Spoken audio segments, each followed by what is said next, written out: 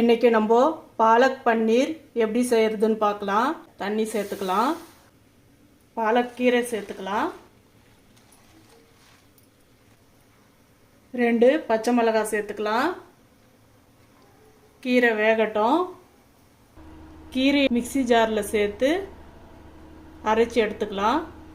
எண்ணெய் ஊற்றிக்கலாம். பட்டை, லவங்கம், பிரியாணி இலை சேர்த்துக்கலாம். வெங்காயம் சேர்த்துக்கலாம். இஞ்சி பூண்டு பேஸ்ட்டு சேர்த்துக்கலாம். 2 தக்காளி சேர்த்துக்கலாம். உப்பு சேர்த்துக்கலாம். அரைச்ச பாலக்கீரை சேர்த்துக்கலாம். குழம்பு மிளகாய்த்தூள் 1 ஸ்பூன், கரம் மசாலா 1/4 ஸ்பூன் சேர்த்துக்கலாம். கீரை வேக வச்ச தண்ணி சேர்த்துக்கலாம். 5 நிமிஷத்துக்கு கொதிக்கட்டும். கட் பண்ண பன்னீர் சேர்த்துக்கலாம்.